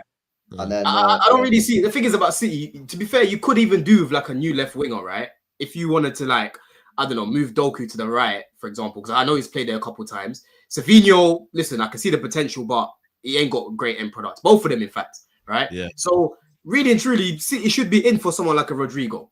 But the only problem with City, they don't do the whole back and forth bidding. Like when they just give their offer, if you don't accept it, they just get the fuck out. If you get Rodrigo though, where does Marmoush play? Yeah, exactly. They don't need any another option for up top. But Oscar Bob's coming back. Yeah, that's Oscar Bob. They got bare players up front. I think the winger thing for me, I'm giving Doku and Savio this year, and if they don't go up levels, then I'll probably replace one of them next year. Yeah, I agree. What it is for me, LB, when I'm watching your team, I'm like, bro, when I used to watch Sane, Sterling, Aguero, and now I'm watching the wingers that you've got, it's a massive issue with Man City, bro. But when you was watching Sane and Sterling, they was our starting 11 players. Doku and Savio for me are now bench options. That's why I'm saying you could get a better option. You could get loaned out. Yeah, he'll get loaned out. That's what I'm saying, LB. You should be in the market for someone like a Rodrigo. If that came up as a City fan, I want to be involved. Oh, yeah. I think for me, if they were to get anything, it'll be a right back and a centre back, and that'll be it. Maybe a goalkeeper if Edison. Yeah, and a goalkeeper, but I think they're going to keep Edison as well. So I think that's enough, man. To be fair, I think it's enough. I don't think that. I think it's enough. It's enough, man. And then next year, you go and get a centre back, and then if Doku and Savio ain't stepped it up, you say no problem. Doku, you've had 3 years. Savio, you've had 2 years. Yeah. One of you is going to have to leave. You've got Bob coming back as well. Yeah. Like, bro, like, I can't lie, man. The business that we've done is unbelievable. Like, 113 million quid we've spent, and we've got Nouri, Reinders, and Cherki. That is a joke. You know, where would you rank that midfield? Where would you rank that midfield in the Prem, LB? Where would you put it, bro? What, the two? Rodri and Reinders? Rodri, Reinders, and Cherki, bro. Where would you rank it in the Prem? Well, I mean, it's got to be up there. I know what Don's did. I can't lie, bro. The thing is, the thing is, though, I don't see that yet as a 3 because I see it as a 2 and a 3. Do you get me? Okay. You know, you've got a lot of good midfields next season, right? Because with McAllister, Gravenberch, and Wirtz, with your midfield done, and with City's midfield, Newcastle still have theirs. There's a lot of good midfield. Arsenal, if Zubimendi gets over the line, like. There's a lot, and they're just yours, Saeed. But there's a lot of good midfields next season. A lot. A lot. You know what it is though? This will kind of go towards Liverpool, but Liverpool as well, man. Like them, man. Yo, it's the thing is with Liverpool though. They still need a top striker, though, man. Side. Come on. Let me tell you what's gonna happen, right? David Ornstein has come out and said Wirtz is flying later on. He's gonna have his medical Friday. Yeah, David Ornstein. By the time we next do this show, both Gyokores and Wirtz will be Liverpool players officially. Yeah. By the next time we do this show, I actually think we'll look at, and I don't agree with this, by the way, but I think we're gonna wait for the number 9. I think then we're gonna focus on outgoings. Kwanzaa might leave. I think Chiesa and Nunes will definitely leave. They both basically come out and said they not obviously verbatim they want to leave, but like they're entertaining clubs or whatnot. So Chiesa and Nunes will leave. I think Kwanzaa will leave. Elliot, he's already come out and said, look, he loves the club, supports the club, but it is World Cup year. He wants to be a starter. Then we're going to focus on outgoings.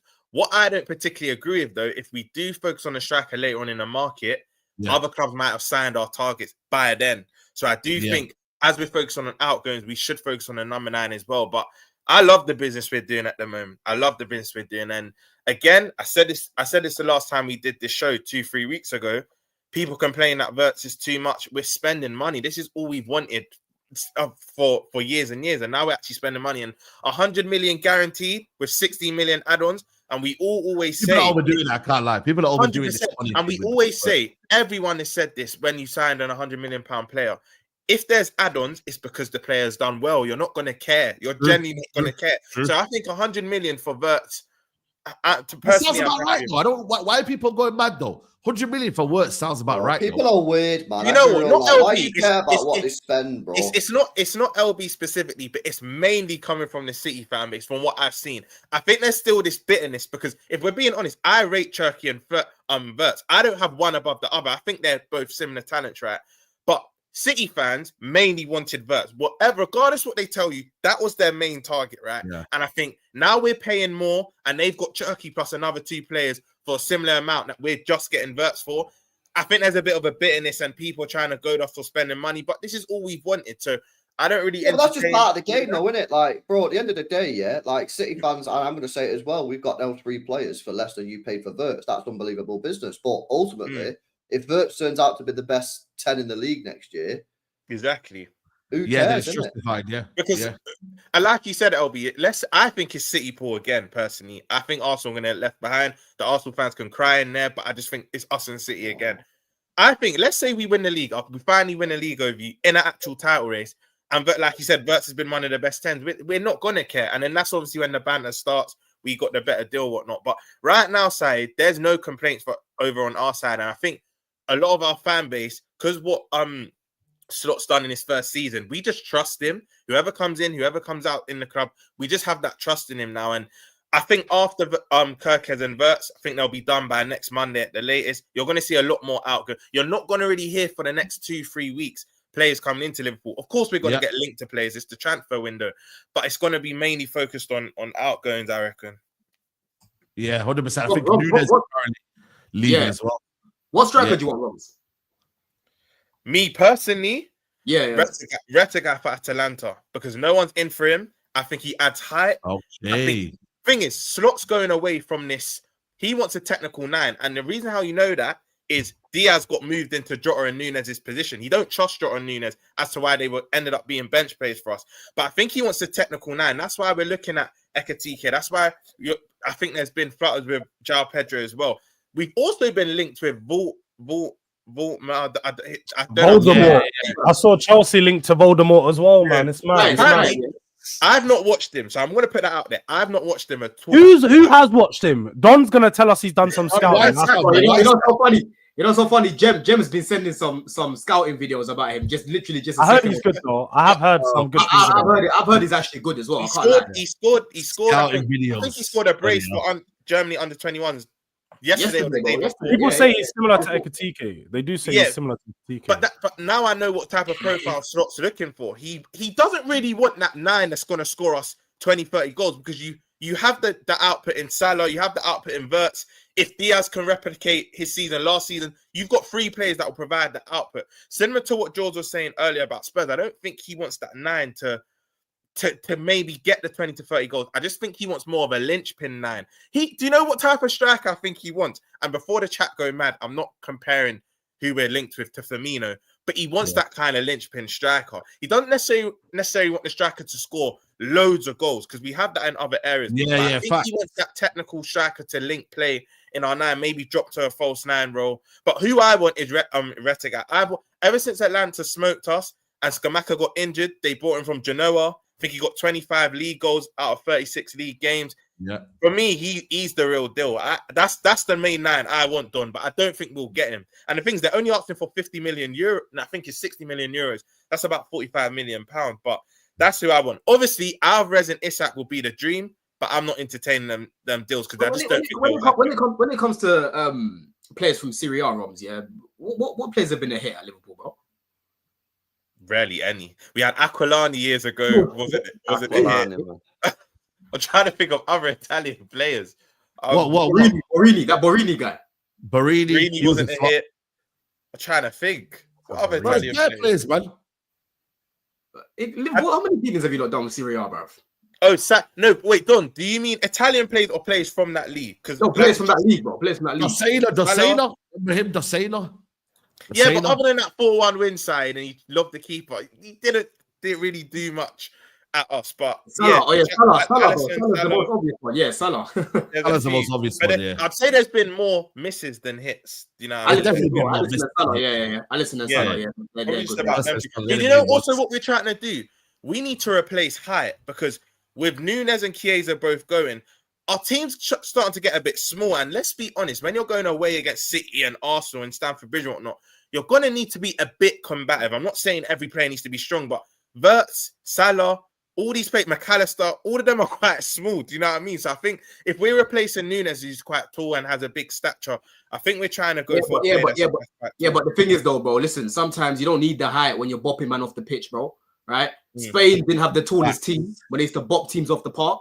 Right? PSG, Breeze is tall, but bro, look at Vitinha, look at Neves, bro. These men are like what, 5 foot? Do you know what, Don? Do you know what, Don? It is horses for courses, because what about now set pieces when we're up against? Because there's 2 games that stand out to me last season. When we went away to Newcastle and when we went away to Emirates, we were kind of getting bullied. We drew both games. You do have height in your team though, Roms. You've got, bro, Gakpo's not short. Van Dijk's a fucking giant. Konate's a giant. Alisson's a giant. Gravenberch ain't small. I know, but I'll say more in our forward areas as well, because we are, listen, our actual starting 11, I don't think there's that much of a mix. I say we have a lot of short players, bro. So who's your starting 11 next season then? When you look at it, like, give me your starting 11 right now. Right now, in your head, you're thinking Alisson. What of the players that we have available now? Yeah, players available. Alisson goal, Frimpong right back, Kirk's left back, Konate, Van Dijk. I'd say Gravenberch and a lot of people say Szoboszlai starting. I'm telling you from now, Szoboszlai's not starting. There's a reason why we're looking at a 10. He's not starting. So it'll be Gravenberch and McAllister, Wirtz in the middle, Wirtz in the 10. As it stands, Diaz on the left, a number 9, so the number 9 we sign will start, and then Salah on the right. That will be. You think Gakpo won't start? Nah, not ahead of Diaz. Because listen, the only way he would have started, George, is if the only way Gakpo would have started is if Diaz continues to play false 9, but he's not going to. He's going to get pushed back on the left, and we're going to sign a 9. So Bradley doesn't start. Like, let's be honest, Bradley don't start over Frimpong next year. What you man saying is that a fearing 11, guys? Are we saying that you fear that 11? Don, do you fear that 11? Bro, listen, that's a very good team. You know what I mean? That's a very good team. I mean, listen, I was telling Roms he had nothing to worry about when it came to fucking winning the league, because I could see what they were doing. Yeah. Second half of the season, they did fall off a little bit, to be fair, but they did enough in the first half to win the league, innit? You know what I'm saying? But bro, adding Wirtz to the team, that's more GNA you're bringing into the team now, bro. It's not just Salah you're depending on. You know what I mean? Like, if they bring in a striker as well, that's more goals there, because Diaz, remember they went through that drought where it was like, what? No, was it 4 goals or something like that between 8-9 games? Yeah, something like that, bro. Mad drought. You know what I mean? So like, I think they're going about things the right way, bro. You've got Szoboszlai on the bench. That's good depth. I'll ask you a question, though, Don. Is the starting 11 looking good, depending on who Chelsea sign? Because I don't know. Usually there's something like, if we sign this player, though, then our starting 11 might be better than theirs. I just want to ask a question. Yeah, but my take isn't based on who we're signing. Like, I think that team is good enough. Liverpool. Yeah, I think that team. I'm asking for your take based on who you're signing. Yeah. Okay, let me finish what I'm saying then. I think that team that Saeed just said there, I think that's a very good team that can win the league, right? Chelsea's team right now, with the players that we've got, listen, we've got Delap, you know what I mean? We've got Delap right now, but we still need more. We still need more, man. You know what I mean? We've still got a couple holes in the team. Like, we've got no Sancho now. Mudrik's cooked. We need to bring in a left winger, hopefully. We're looking at Gittins, but I'm looking at him more like a squad player. You know what I'm saying? So let's see what we can do as well, innit? But for me, when you look at our season last year, bro, our biggest problem was our finishing. Even if we had Delap last year, Roms, we would have held it up for a lot longer, you know? We would have held it up for a lot longer. There's many games I was watching from you. Look, you're creating abundance. I'm seeing 20 chances created, 30 chances, 30 shots, but no one to put in the back of the net. But quickly, just to round up the Liverpool segment, I'll say a bold prediction from now. With the players that we're signing and the 9 that we do eventually bring in, who may be, I back us to retain this. Yes, City are going to be at the races with us. I get that. We must. The signing City made, but I back us to retain it. Jenny, I've said this for the last couple of weeks now. I genuinely back us to retain it, man. I just have trust in my manager, the players. I think we're in really good stead right now. Really good stead. Yeah. Okay. Guys, we've still got 2.1K in the building, and we've just passed 600 likes. Let's get these likes up to 1,000, man. Saeed, you cried 2 nights ago how everyone is pocket watching United. Why are you pocket watching Spurs? Flexing interest and attraction, Virgin FC. Bottom left is chatting so much BS. Your club spent 1 billion to end up with a potential front three of Neto, Jackson, and Delap. And Burma to Spurs will be generational meltdown. The world of footy didn't know about Salah, Mane, and Firmino when Poole got them. What's your point? The only games LB watches City games and Osimhen highlights in his spare time. That's hilarious. And Stoku, because he wasn't keeping possession, let's not lie. He was coming off the bench, crunch games end of the season. 4 EPL in a row and we are complaining about Pep and players. I'll take the next 4 EPL in a row with 0 goals from Haaland. In my opinion, Isak ends up at Liverpool. Salah, Isak works front three. And have a blessed week, guys. Big up. You know what, Saeed? I don't know if you lot have seen, but within the past week, there's this. Obviously, we've been linked with Isak, but there's been these fresh rumors that we're favourites to land him, and Isak wants Liverpool. I just want to ask the Liverpool fans in the chat, where's this come from? Like, I know that deal's not happening. Like, he's staying at Newcastle another year. Yo. Like, where's this come from? Sources, trust me, bro. Trust me. I one of them ones. Ketchup sauces, man. Let's move on to the Chelsea, man, and let's talk about this. The wonder kid yesterday, man, who had an amazing performance last night. He got the Superior Player of the Match award, Esteval, man. I don't know if you might see yesterday, man. He was doing his thing, man. I can't lie. He was doing his thing, man. Don was eulogizing the player, man. How do you feel? I heard it was an excruciatingly stinker and hooked. I don't know. I can't lie. I don't know how he got. I don't know how he got man of the match. To be honest, no, he got Superior Player of the Match, bro. Not man of the match. Superior. He was pretty average, man. I think people that are like, people that are saying, "Oh, he was so shit," and that, I think they're doing too much. And then people that are saying, second half he was dead. First half he was all right. Second half he was non-existent, bro. He was non-existent, man. But again, Saeed, I'm watching the game. You know, I was a bit disappointed that I was seeing him in the 10 first of all. You know what I'm saying? Like, yes, I wanted to see him actually play right wing. They played fucking the guy that was at West Ham. What's my man's name? Yeah. I know you mean. What's my man's name? He went into after that, innit? Anderson. Felipe Anderson. Felipe Anderson was playing right. Yeah, Felipe Anderson was playing right wing back, and Esteval was playing in the 10. So like initially, you could see the link up was quite well. He moved more centrally, then he moved to the left. You know what I'm saying? But he was a bit wasteful in front of goal, innit? Like he should have had even 2 goals, if anything. You know what I'm saying? But overall, there was times where he's calling for the ball, Saeed. I don't know if you noticed, a couple of times he's calling for the ball. He's not really getting it. You know what I'm saying? He came off quite early. So it's a bit of an average performance, isn't it? But there's more games to come anyway, man. There's more games to come. First time playing a European team. Let's see how he gets on for the rest of the time, man. But anyone saying that it was a stinker and that, they're capping, man. I don't think it was a stinker. I just thought it was average. Can't lie. Mora played better than him. The Mora kid. I don't know if you know that kid from Porto, man. Yeah, he did. He was, bro, the way he was gliding on the pitch with his Justin Bieber haircut. He was gliding, bro. That guy's a baller. Yeah. He's a baller. He's a serious one, bro. But all in all, though, like, I don't think you're not going to get another striker, though, you know. I know there's this myth that, you know, Chelsea are going to get another striker, but are you concerned that you're not going to get another striker with Jackson and Delap?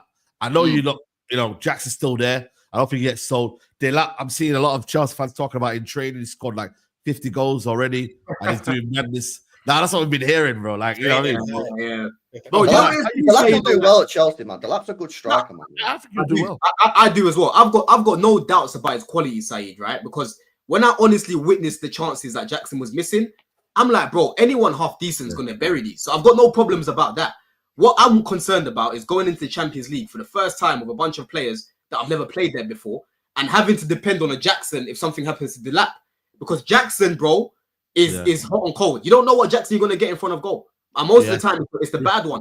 You know what I'm saying? So I want a little bit more of a boost. I want someone that's been there, done it. I want an Osimhen, bro. Yeah, tell your client to fucking lower his money because right now, man's all going back and forth, kerfuffling with Saudi. Just tell man come to Chelsea. Bro, Saudi even said that he's too much money. If Saudi's telling you you cost too much, then there's a problem, bro. They've come back now, Jules. They've even come back now. So just pay the money, though, LB. Just pay the money. Go tell the Saudi guys to pay the money. They never complain.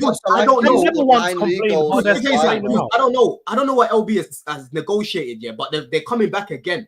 Apparently, they're going to offer him 50 million a year or something mad like that now, bro. You know what I mean? So ideally, Saeed, I want someone there ahead of him to teach him the way kind of thing, innit? And still have a Delap there. I'm just a bit worried. If anything happens to Delap where he gets injured or something, we're now back to Jackson. Like, I don't trust Jackson, bro. You know what I mean? I don't trust this guy. It's going to take a lot for me to, for him to be my good books again. Because last year, he was meaty, bro. We nearly missed out on Champions League because of him, bro. The first year we missed out again, he was a big reason why, because he kept missing. You know what I'm saying? That's why I'm looking at things. It adds on to what LB said, and I've said this to you many times off land on that.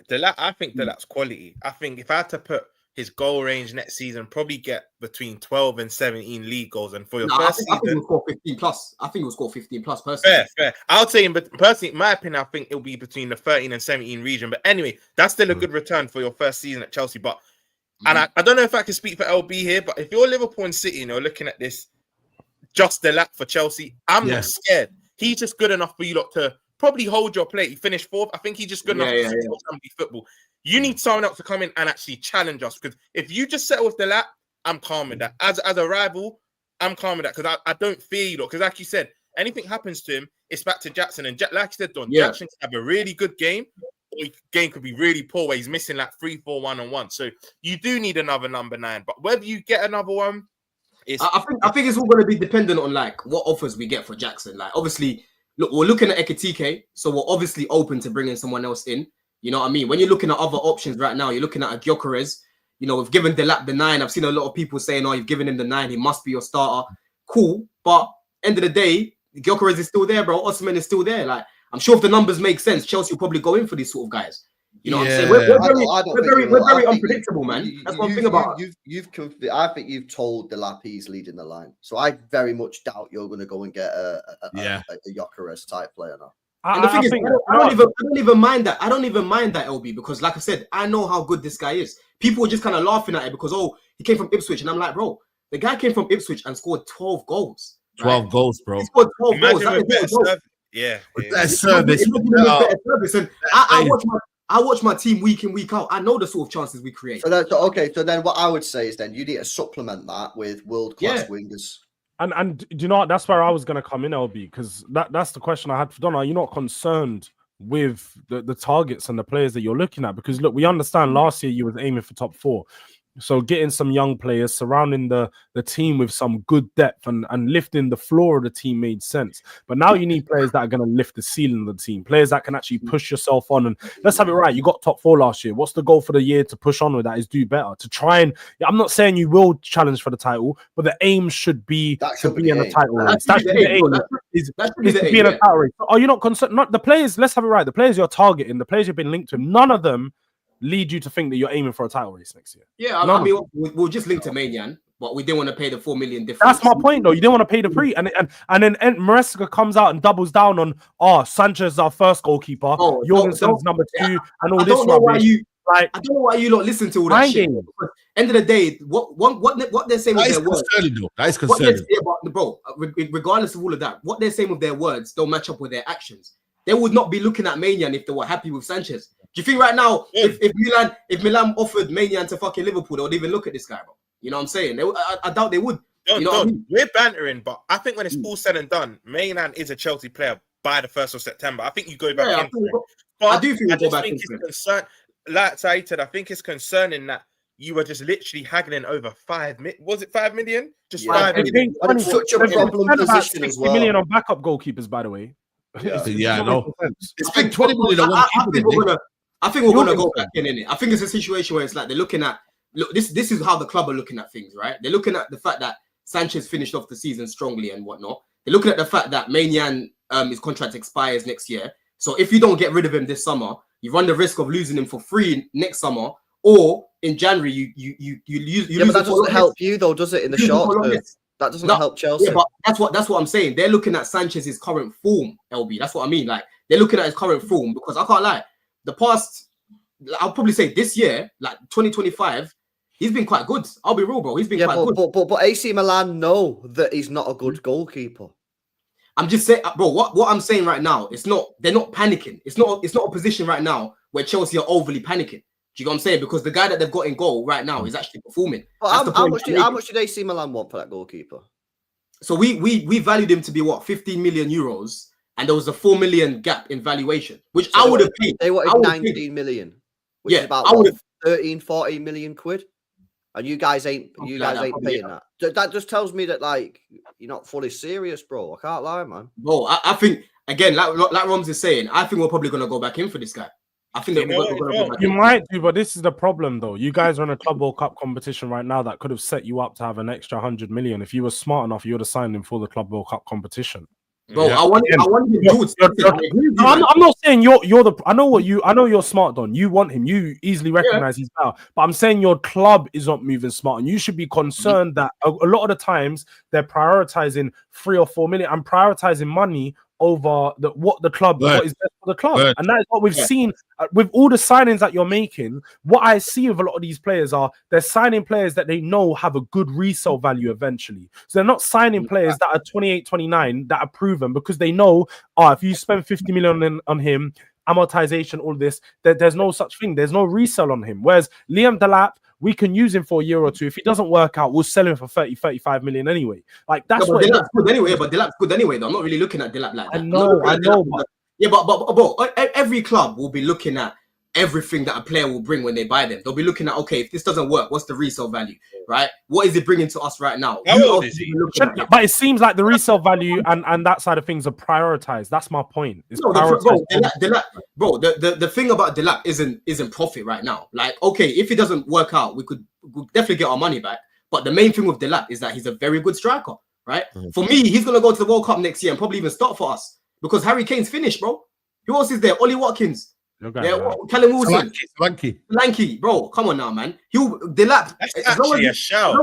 As long as he starts for us, he's going to the World Cup next year, bro. He's going to the World Cup. Done. He'll go, but I don't think he starts because I know. Listen. I know you're saying Kane is on the decline, which he is, but I still think you go with your experience. I think he will play. No, Kane will play, but what I'm saying is people will be like, bro, we already saw the last Euros how Kane was moving. Bare people were asking for this guy to get subbed and to get benched. And then the one time he did, Watkins comes on and scores a bang.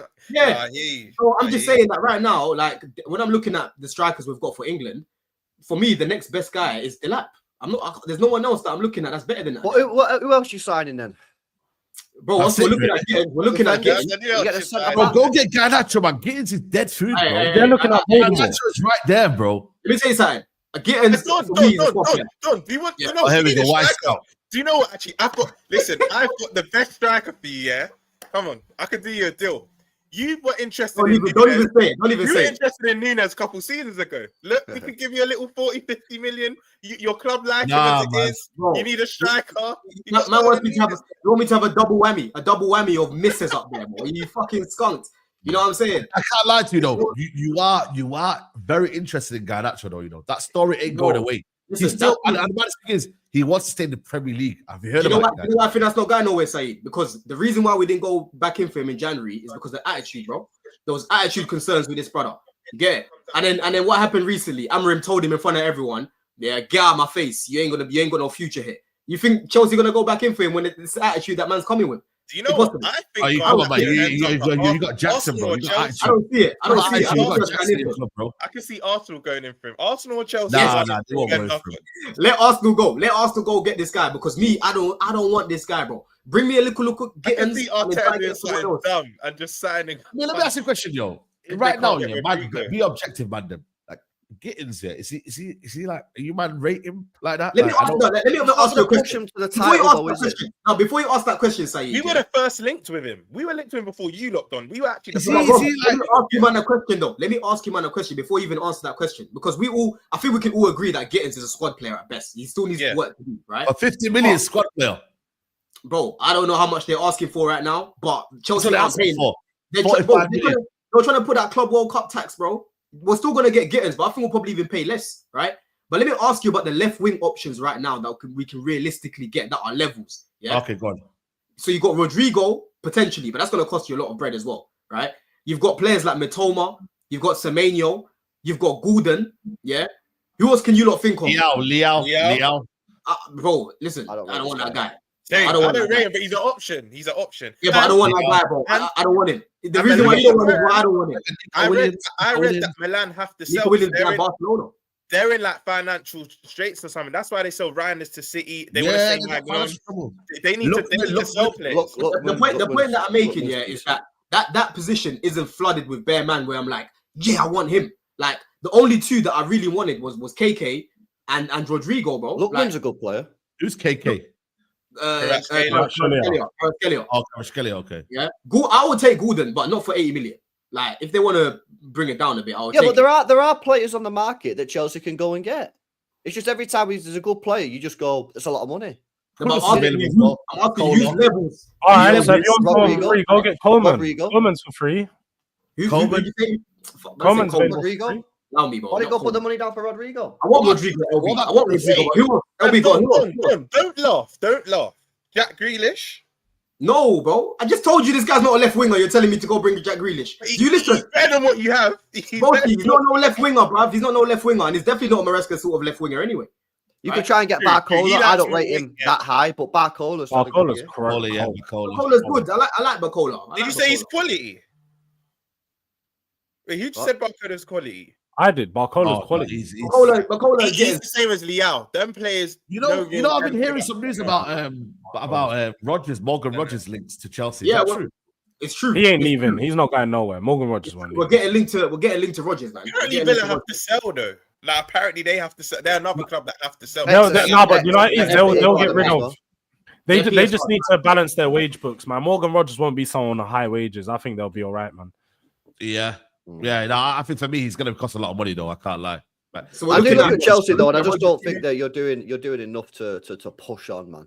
You know what I mean? The window's just started, man. Tranquilo, bro. You know what I'm saying? We're not even in fucking July yet, bro. I don't think Chelsea are going to do what they did back in the day though. Like the madness. I think right now they've been a bit more sensible with their money now. Yeah, but did anyone expect Chelsea to go sign Pedro Neto? We got that random here we go out of nowhere. That was overnight. That was overnight. Yeah, but he's not good enough. We're talking about players. No, LB, don't do that now. LB, don't do that now. Because every time we were all like, "What a signing!" We were all saying, "Yeah, but we're talking now about a football club that needs to make signings to push on, and they're haggling over £4 million for Mainoo. And I meant to sit here like, oh, but there's still a month left of the window. Like, how much are they haggling over for? When it comes to the Mainoo thing, I wanted to pay the P's. But end of the day, we're not. So I'm not going to cry about it because the window's still open. We could go back in for him. Bro. But you're expecting us neutrals to sit here and take Chelsea serious when your club's haggling over £4 million for Mainoo when you've got Sanchez. No, I don't expect that, bro. Because one thing that I've said this summer, one thing I've said this summer is we're definitely going to be in for the big names. But the question is, are we going to get over the line? Because there's multiple examples now where we go for the big names and we struggle to get over the line, bro. We didn't get Olise. We didn't get Osimhen, right? Yeah, we didn't. Exactly, bro. It's pissing me off. We didn't get Osimhen. We didn't get Mainoo. Deals like Mainoo, bro, don't even put it out there. Don't give us the whole exclusive about Chelsea looking at Mainoo and that, yeah, dangling it in our face and whatnot. Big pulls on that as well, blood. Yeah. And then you want to haggle about 4 million and then walk away from the deal. Like with deals like that, LB. Keep it internally until you know you just said, oh, well, there's still a month left of the window. You guys need to chill out. But then you're slagging them off anyway. No, I'm saying, because you're like, oh, you're not moving serious. You're not moving serious. I'm like, bro, I'm not going to give a full judgment as of yet because the window's still open. But for what we've done so far. Obviously, I'm not giving a full judgment. Obviously, I thought we knew that. But I'm saying at this moment in time, I'm not taking Chelsea seriously because they're not moving. You're sitting there saying, "Oh, don't you think getting Delap was a good coup though? Because bro, there was a lot of teams looking at him. You know, I've got a minute. Yeah. Let's not pretend like you're some small club. Yeah, you're a champion. You're in the Champions League. Yeah, and you're offering him a position in your team for Champions League football. Arsenal didn't want him. Yeah, Arsenal were not going to get this guy. So who else is in the Champions League wanted him? Newcastle were looking at him. Looking at him. They're not going to sign sign him. Looking at him. But he's not going to go Newcastle when they've got Isak up front, is he? I just said that to you, bro. But there's those other teams that were looking at him, bro. But you're sitting there saying, "Oh, it's a big coup that we got." If we didn't get Champions League football, he might have even gone to United. Bro. If they got Champions League football, who you speaking about? Osimhen? No, we're talking about Delap. This guy's trying to say like Chelsea signing Delap is some great, like unbelievable achievement. LB, I'm just saying right now, bro. Yeah, you're forgetting that we've got new signings coming into the team now. You've got fucking Santos, you've got Asugo, you've got obviously Estevan that's going to join us. Yeah. I can't lie though, it's an exciting team though, man. I can't lie. They've got an exciting team. People forgetting about the. People forget. Hold on, LB. People forget what they're trying to aim for. They're trying to aim for top 4 again. Top 6. This is what I'm saying. About the signings that are already coming in. The things with Chelsea, their aim was to get top 4 even 2 seasons ago. For me, they've got it a year too late. Now it needs to be to challenge, and who they're linked with aren't them level raisers. That's all. I think if the transfer window was to shut tomorrow, their team probably will get top 4 again. That's fine. But I think Chelsea fans will even agree. They now want to challenge. I'm not even saying win the league, because do I think they're better than us in City? No. Do I think they can overtake Arsenal, though, right now? Yes. But us and City are, for me, Arsenal, not yet. Us and City are the standard bearers. What do you mean not yet, bro? What do you mean not yet? Because they finished 5 points above us. They finished 5 points above us. I don't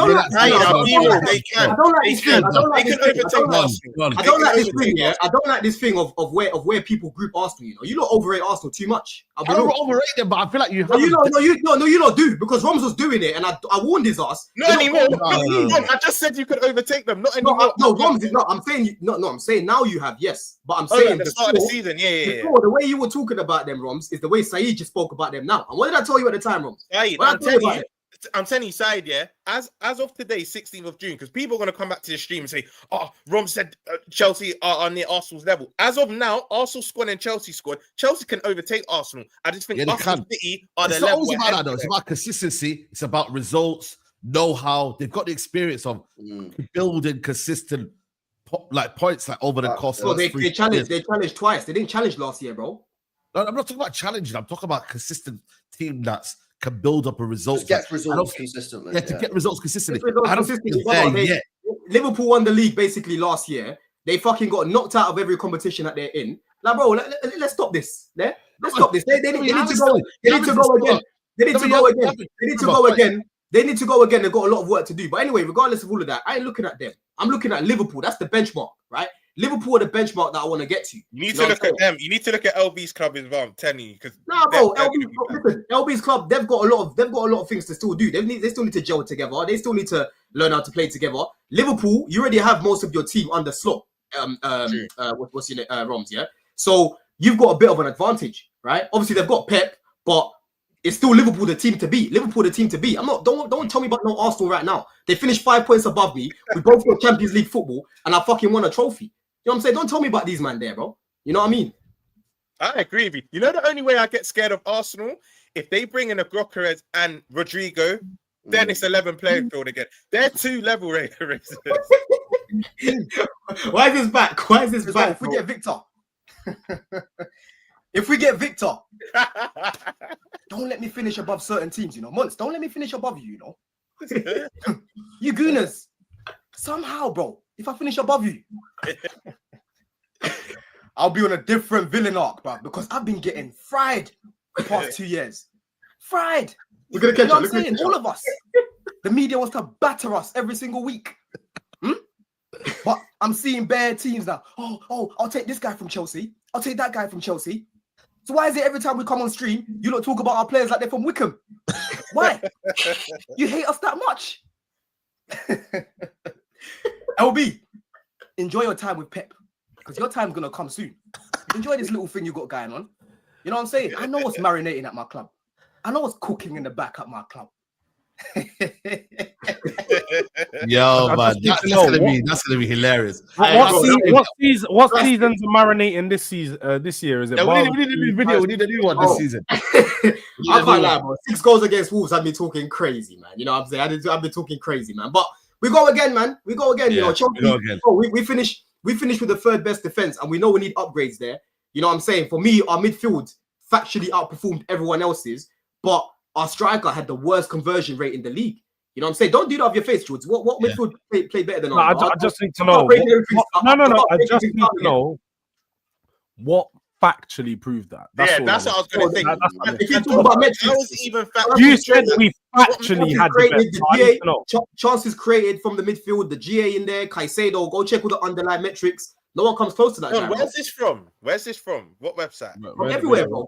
Go check Squawka. Go check data. What metrics? The defensive metrics too, because you said best midfield. Defensive metrics, bro. Caicedo. Go check who's defensive metrics. I don't think Caicedo was the best midfielder in the league last year, though, and that's what you think. But I don't. No, I don't. Nah, he was. And when you say factually the best midfield, you're factually wrong because Newcastle had the best midfield. Like that's what we did. What's the best midfield? Actually, they did though, because Caicedo and all the underlying metrics is like number one. I reckon Newcastle's was better.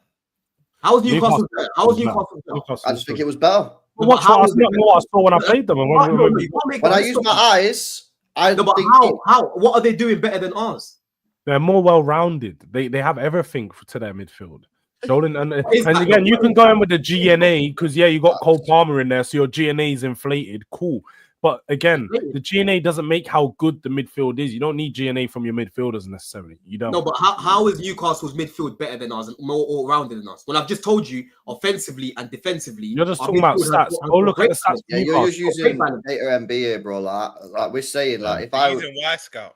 Now answer the question. Why are you not saying that? But I'm just saying, bro. I think Bruno G is a genuine world-class player. I take him over Caicedo and Enzo. No. Don't tell me about takeover. Don't tell me about takeover. Hang on a minute. So you wait a sec, yeah, because this is what you do, yeah. You do this thing, yeah, where you go like, oh, data MB, this, and then you ask me the question of why would you? I start to explain, and then you go, no, you're not allowed to use that.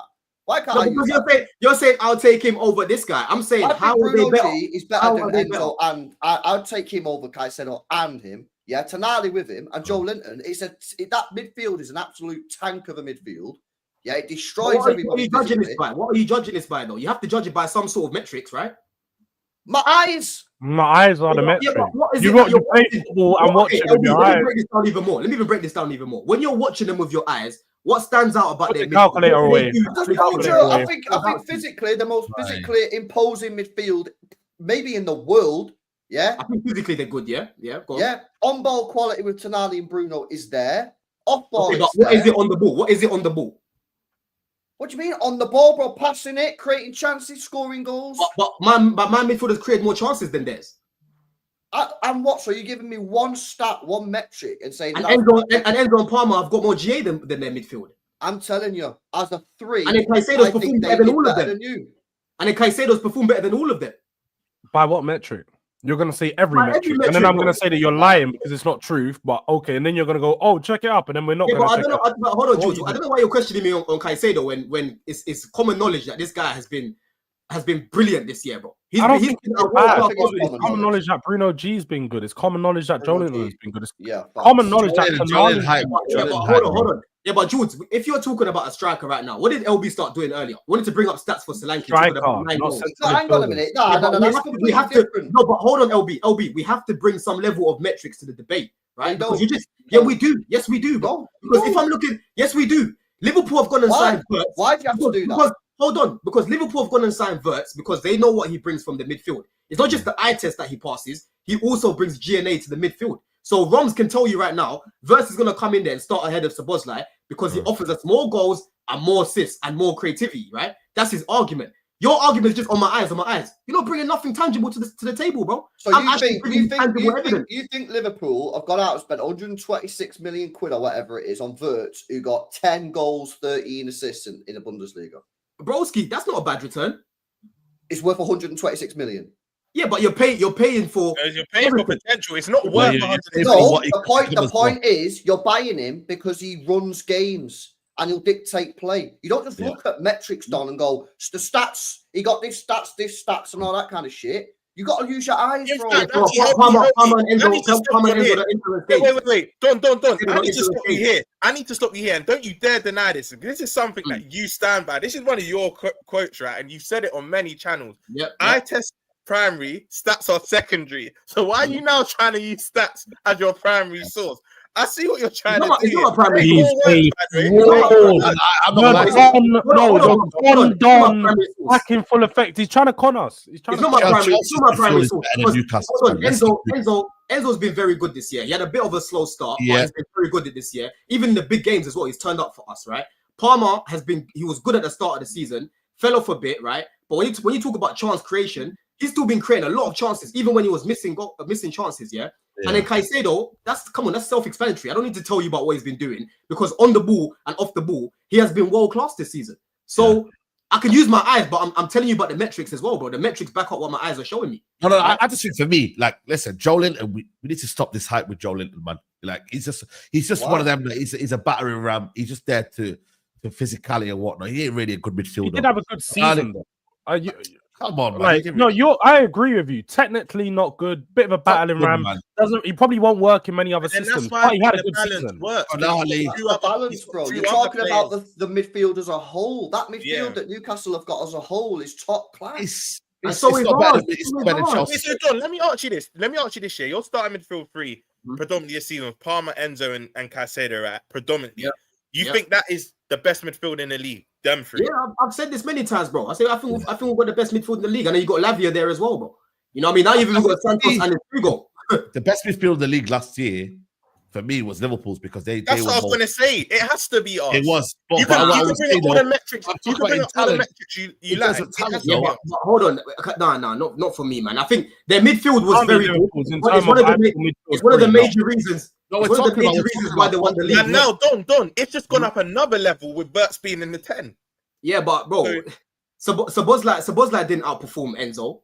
He didn't even outperform Palmer, really. That's the wrong player to even match him up to, because obviously he was playing 10. So it'll be Szoboszlai and Palmer, and obviously we know who wins that. Palmer is worth. I think Enzo Caicedo against Gravenberch and McAllister, I'm sorry, both had good seasons, but I think our pair was better than your pair. The evidence is the league. In what was it? What do you mean? That's the team, though. You had Salah, bro. You take away Salah. You take away. No, hold on. You give us Salah. We win the league. Don, you're going somewhere else. I'm not mentioning forwards. I mean our midfielders throughout the season. No, but you said it's been proven because we won the league. But that midfield three is not the only reason why you won the league. That's the point that I'm making. The only reason. Yeah, but I'm saying to you, you take Madueke and you give me Salah, and I am winning the league, bro. Right? That is one of the major reasons. I would even say 70% of the reason why Liverpool won the league is because of Mo Salah. Right? 100%. I wouldn't necessarily say give you Salah and you just win the league, because I know you're saying you had the third best defense, but there were still games where your defense was a bit shaky. I think that's fair. You still need a Van Dijk. You still need We just saw your centre back pairing start for England, and we saw what Senegal done to them. Absolutely obliterated them. Your back line is nothing to be hailing out of. Oh, regardless of what you think about that, over 38 games, it's the third best defense in the league, right? Number two. Hold on. Number two, like I said, bro. You give Salah those chances that Palmer fucking creates and Enzo creates. He's not fucking missing them the way that these. You was gassing up. And it's fair to say you was gassing up Palmer and Jackson, innit, boys? Weren't he gassing up Palmer? Or the best duo in the Premier League? That's what you were saying. Because they were like why was you doing that? Because you only go off stats. And when we sat there at the start of the season and said, nah, you're gassing this up because all you're going off the stats, you're not using your eyes. No, LB, you're trying to confuse the truth. No, I need to unravel. Let me respond. When I said that statement about Jackson and Palmer, Jackson was literally, he had a better conversion rate than Salah when I said that, bro. Right? He was playing well at the start of the season. He was cooking. And if you watch Chelsea consistently, you would know that Jackson and Palmer play well together, bro. They have a good relationship. It doesn't mean they're the best. You didn't say that off the stats. It doesn't mean they were the best. Hold on, Roms. When I said that at that point, there wasn't a single pairing in the league that had more goal contributions than those two, bro.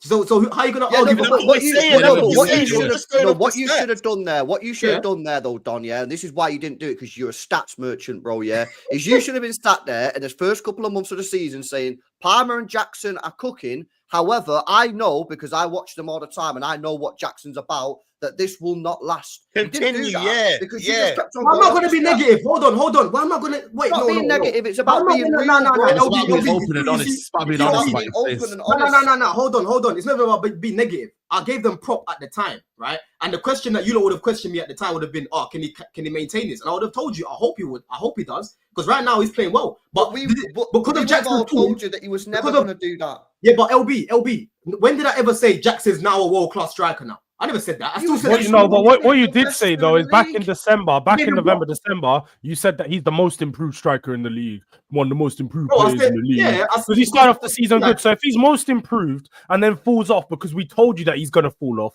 then you're wrong. He wasn't improved. He had a purple patch. Where did I say he's not gonna fall off?